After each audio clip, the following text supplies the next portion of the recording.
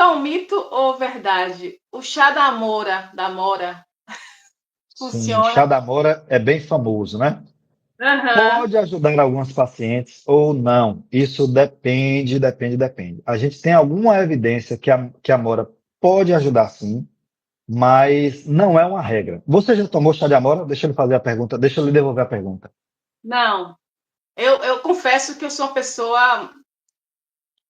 Como eu tenho muitas experiências com relação a essa questão de chás na minha infância, né? Porque eu sou da geração que o chá resolvia tudo.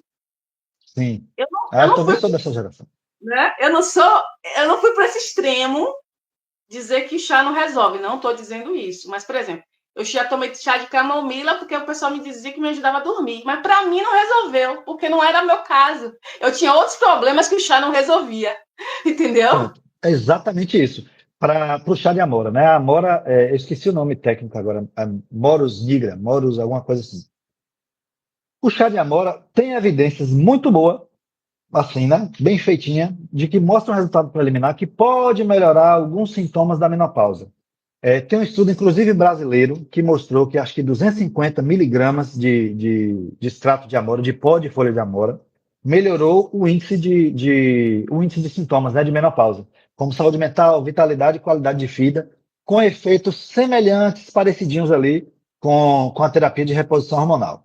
E aí eles Uhum. propõem que os mecanismos. O chá de amora tem muitos peptídeos, flavonoides, isoflavonas, que têm propriedades antioxidantes, anti-inflamatórias, e até mimetizam, regulando um pouquinho ali os níveis de estrogênio.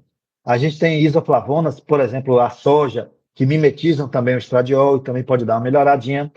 Mas assim, tem um outro estudo que é o astrágalos, ou astragalina, né, que é a substância presente nessa planta astrágalos, também tem o mesmo efeito.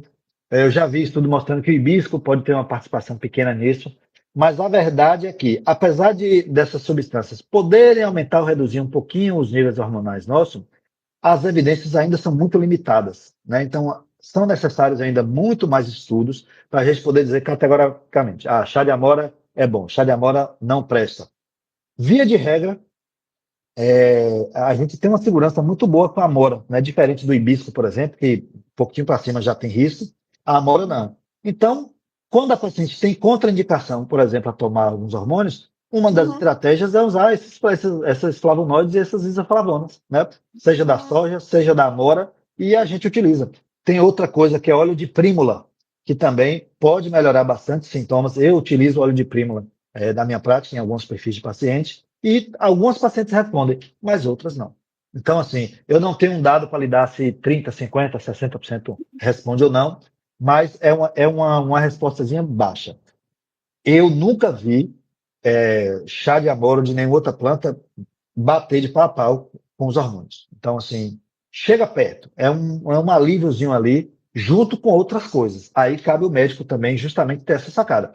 Beleza, a paciente tem contraindicação a usar hormônio por qualquer motivo que seja. Vamos já o quê? Vamos à amora? Vamos. Mas vamos a outra coisa também. Então, a ashwagandha tem uma boa melhora para isso. A berberina é fantástica para melhorar o perfil glicêmico, melhorar a resistência à insulina nas pacientes, dá uma boa qualidade de vida, tem ação anti-inflamatória e antioxidante.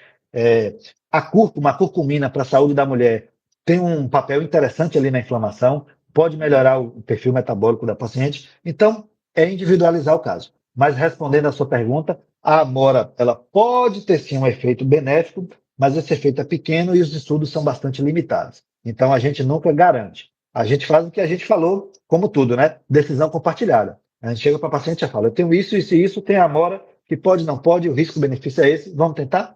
Vamos.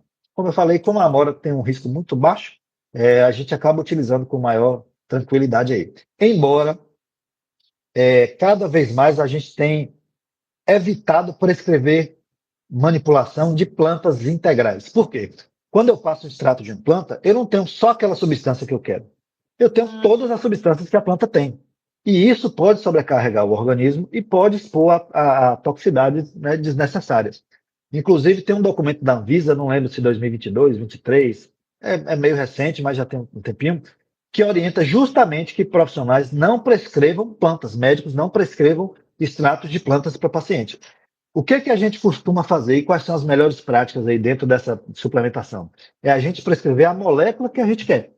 Então, por exemplo, a cúrcuma, né, que a gente fala sempre. A gente Uhum. sempre trabalhou com o quê? A cúrcuma longa, que é o nome científico da planta da cúrcuma mesmo, né, da raiz de cúrcuma.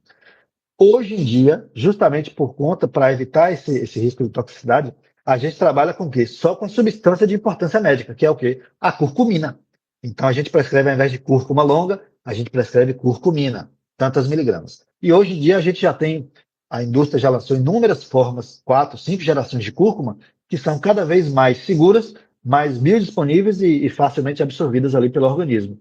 Então já vi curete, já curcumicel, só de cabeça aqui para puxar o Curquifen, que é mais novo agora. E cada um desses a gente vê que precisa de uma dose menor para poder dar o mesmo efeito que 500, 600 miligramas de cúrcuma que a gente utilizava antigamente. Então, eu gosto da prescrição de suplementação de nutracêuticos, né? Nutracêuticos é tudo isso. Uma parte nutri, outra parte é cêutico de farmacêutico. Então, é um Uhum. remédio extraído de um alimento, de um nutriente, de um mineral. Então, são partes da planta, as moléculas que a gente isola, concentra, e aí a gente consegue ter um resultado interessante. Eu gosto de utilizar nutracêuticos na minha prática. Quase sempre que possível, eu utilizo. Sempre, claro, avaliando o risco-benefício das indicações, mas é uma prescrição recorrente aí na minha prática atual. É porque as ervas, na verdade, elas podem se transformar em veneno também, né? Tudo é a dose, exatamente. Né? Porque assim, não é erva, mas não sei se o couve é chamado leguminosa, não sei como é que chama, é isso mesmo? Como é que Ah, chama eu o também não couve? sei, eu também não sei. Acho que deve ser uma leguminosa, mas não, Eu não aí não é sei comigo tanto. não. Aí o que aconteceu? Eu fui na nutricionista, ela passou para mim para tomar sucos com vários Sim, tipos de polpas, isso tem muitos anos, né? Com couve, ou a couve, eu não sei como é que chama. E sim. aí eu batia isso, colocava aquelas coisas em cubos tipo de gelo, né? Eu transformava Forminhas. isso e fazia os cubos e tal. Depois eu conversando com a nutricionista mais atualizada, ela disse Uhum. que já tinham estudos que a couve tinha uma toxina que fazia mal ao organismo.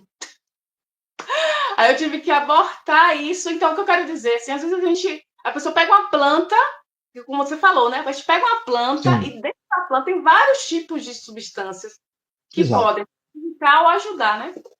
E É. aí, A couve é muito saudável, né? Mas a couve, só lembrando, é uma verdura, né? Couve é verdura. Leguminosa que tem semente, feijão, etc.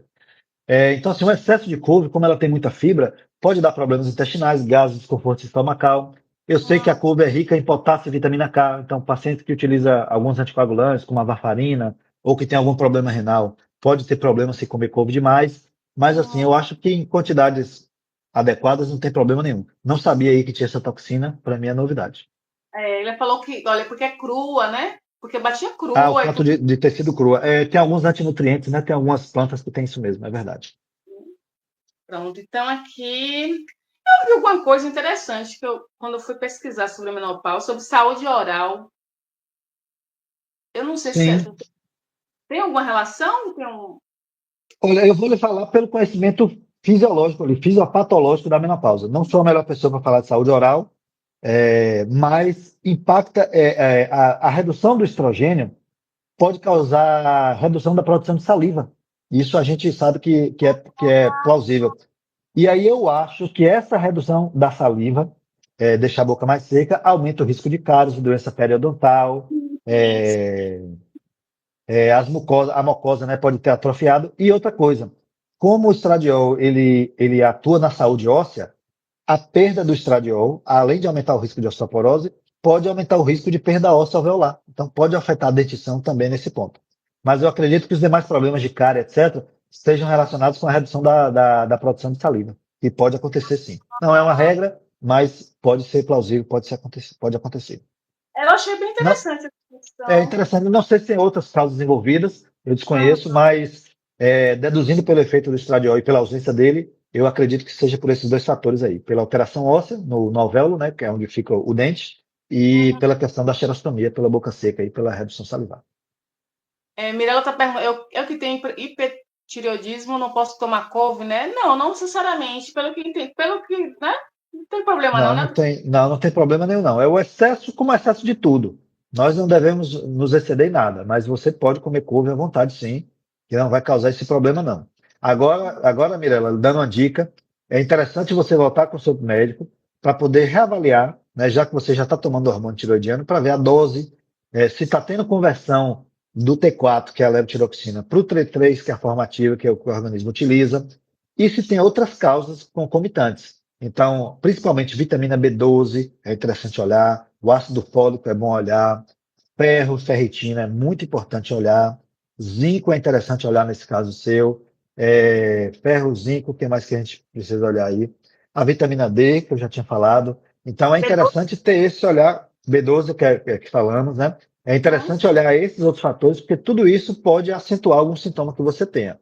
Não tirando aí a importância do hipotireoidismo, mas como nós falamos, às vezes nós somos seres humanos complexos. Por vezes nós temos várias coisas juntas ali, né? Então você tem hipotireoidismo, pode ter uma deficiência de vitamina B12 e isso tem que ser tratado. Então é interessante ter um olhar atento aí com o seu médico para poder cuidar de tudo isso que permeia aí a sua saúde.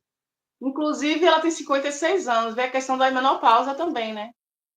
Já Né? cai de novo na menopausa, exatamente. Volta naquilo que a gente falou, né? Hipotireoidismo, a menopausa e alguma outra patologia, tudo se mistura, tudo se confunde.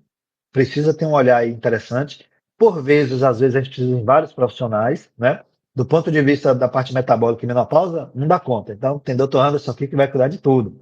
Aham. Mas já tem a saúde da sua tireoide, que aí precisa do especialista que cuida de tireoide mesmo. Então, eu mesmo sempre faço esse papel, tenho excelentes relações aí com os colegas, Uhum. especialmente eu falo muito com endocrinologista, hoje em dia na minha prática, com cardiologista, com oncologista, então acaba que a gente troca muito figurinha, né, para debater o caso de um paciente ou outro. Então é muito importante isso, que os seus médicos se conversem entre si. Eu acho Isso, isso salutar. e agora, para mim, isso é uma indicação que o médico se preocupa com o paciente, Sim, sinceramente. Eu concordo. observo muito isso quando os médicos, eles o seu médico fala sobre, né? Pergunta, né? Inclusive pergunta. E você está procurando um ginecologista para essa questão da menopausa, né? Então, não, Isso. fala assim, no caso que tem que estar investigando, né? Que é o que vem na mente, que a pessoa normalmente vai. E aí, você fez o exame dos hormônios femininos, como é que estão? Então, o médico tem Exatamente. que ter essa sacada também. E o interessante de Mirella é o Concordo. seguinte, ela já falou que já está fazendo novos exames, então provavelmente o Ótimo. médico está buscando ainda mais Já está informações. buscando isso aí. Ânimo, viu, Importante. Mirella? Porque é assim mesmo, viu? Já passei por esse processo. Não é algo fácil, a gente fica desanimado mesmo, de forma orgânica, né? Assim, fisiológica, Sim, porque a gente sim. quer estar bem, né? No fundo é isso, a Exato. gente quer estar bem. Agora, só uma dica também que eu vou deixar registrado aqui, o que me ajudou muito nesse processo foi a psicoterapia. O Fantástico. fato Isso de mesmo. você passar por problemas de saúde, isso afeta todo o seu bem-estar, toda a sua vida. Às vezes a gente tem que aprender, reaprender a viver melhor. Sim, E é verdade. aí, na psicoterapia, eu comecei a entender o que eu não dava mais conta e que eu precisava parar de dar conta, né? Tinha coisas que a gente Sim, começa. O que acontece é que a gente não percebe quando a gente vai envelhecendo, né? Primeiramente. A gente tem uma é, dificuldade. é A gente tem verdade. uma dificuldade em assumir nossas fraquezas, né? Tem outra coisa. Às vezes a gente quer dar conta de tudo. E socialmente falando, as mulheres têm uma carga muito grande em cima delas, né? Nós Sim. temos uma carga muito grande porque, socialmente falando, a gente cuida da casa, cuida do marido, cuida não sei o quê, cuida não sei o quê. E não se cuida muitas vezes. E aí, Muitas vezes mesmo. na psicoterapia, eu aprendi a me cuidar. E aí eu disse, eu estou mesmo me sobrecarregando e piorando a minha situação dessa forma. É claro que é óbvio que tem a questão da rede de apoio. E que eu sinto que, às vezes, Fundamental. dentro de casa, as pessoas não têm um apoio devido para determinadas situações, né? Infelizmente. E às vezes, quando tem alguém do lado que dá o apoio, a pessoa até para caminhar é melhor. Mas aí a psicoterapia entra de um profissional que vai entender de uma forma muito melhor de quem está, às vezes até quem está do lado, que a pessoa que tem Exato. uma escuta ativa. Então, só para ficar a dica aqui, né? Minha médica me mandou olhar no Google. Ah, meu Deus do céu. Desculpa, né? Complicado. O Dr. Google não é um bom médico. Não é. O Dr. Não, Google não é um bom médico. Ele sempre vai falar coisas não. geralmente esdrúxulas, por mais que às vezes tenha algum fundo de verdade, mas na maior parte das vezes vai causar um desespero. Isso tem uma razão de ser. Vamos lá. Só para a gente entender. Por que que o Google, né? Por que que a internet, os mecanismos de busca são tão catastróficos assim? Só mostra coisa ruim e as piores. Uhum. Porque muita gente vai em busca disso. Vai em busca dessas informações na internet. E para evitar que as pessoas vejam, isso pode ser uma besteira, pode ser um caso tranquilo, e a pessoa deixe de buscar o cuidado, então deduzo eu que a maior parte das informações que tem ali são justamente para alertar o profissional. Então, eu estou com a dor na ponta do meu dedão, pode ser câncer, para que você busque o médico o mais rápido possível e vá garantir que não seja nada demais. Então, pensando sempre no aspecto positivo, eu prefiro acreditar que seja mais para alertar a população para que busque o médico, né? Uhum. Mas buscar informações de saúde na internet não são nada legais. Geralmente o que a gente vê por aí não é É a mesma, interessante. é a mesma coisa de a gente receber um resultado de um exame e querer entender, né? Isso é péssimo. E tem pacientes que, doutor, eu peguei meu exame e eu já vi que é isso, eu tô com isso, às vezes não tem nada a ver. Só um caso recente aconteceu essa semana. Em uns exames que eu pedi da paciente dentro da clínica da dor. E aí, um dos exames que a gente pede, na verdade, foi o primeiro exame dela que ela nunca tinha feito, foi a primeira consulta dela. Eu pedi o teste de hepatite B. E aí a Uhum. gente pede o marcador da hepatite, que é HBsAg, e a gente pede o antígeno para ver se a pessoa está vacinada, né? O anticorpo, aliás, que é o Uhum. anti-HBs. E ela tinha tomado vacina lá, sei lá quando na vida, as 3 doses, e ela veio com a doença negativa, o HBsAg, mas veio com anti-HBs positivo reagente. Essa, eu não sei se ela procurou no Google onde é que foi, mas ela jurou de pé junto que ela tinha hepatite. Então ela chegou num estado extremamente, sabe, apavorada, assustada, porque no exame de hepatite tinha dado reagente e ela jurava de pé junto que tinha dado hepatite. Aí até desmistificar, explicar que na verdade aquilo ali era um anticorpo, que ela estava protegida da hepatite B, porque né, deu um nível sérico adequado, e aí por isso que deu reagente. Aí até ela ir para mim, isso aí ela deve ter ficado umas 2 semanas desesperada, apavorada, achando que tinha hepatite em casa. Então, tem esse risco também da gente não saber interpretar um exame. E alguns exames você bate o olho e você vê, é positivo, é negativo, é isso e aquilo. Mas a maioria deles tem um viés de interpretação muito grande, que nem sempre quer dizer aquilo que esteja escrito ali. Então, o meu conselho para a maior parte dos pacientes é não procure no Google. Quando eu recebo um paciente que ele tem um conhecimento técnico, é um profissional da saúde, alguma coisa, aí eu falo, ó, vá no PubMed, vá na Biblioteca Virtual de Saúde, vá na Cochrane, vá em alguma base técnica científica, que você é profissional de saúde, você aprendeu a fazer essa busca, e aí lá você vai achar algumas coisas, e aí eu dou algumas dicas até para o paciente estudar. Mas, nessa maneira solta, simplesmente largando ali no Google, nunca dá bom. Nunca dá bom. Geralmente dá ruim. Aconteceu comigo, você falou da hepatite, em 2003, eu tive um susto, porque deu um falso positivo para hepatite C.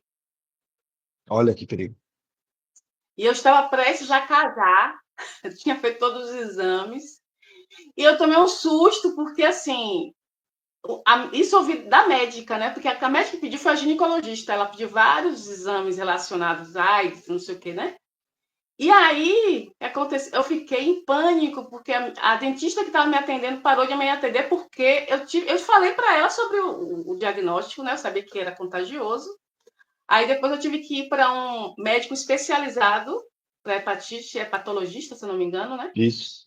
E aí ele fez um exame mais aprofundado e chegou à conclusão que era um falso positivo. Imagine, uma pessoa que abre o exame e vê o positivo lá e sabe que É complicado. ele É isso. procura Mesmo estando positivo lá, não dá para a gente confiar. Tem que saber se é falso positivo, falso negativo, se é, se não é. Então, a minha dica é leve o seu exame para o seu profissional, para o seu médico. muito bom.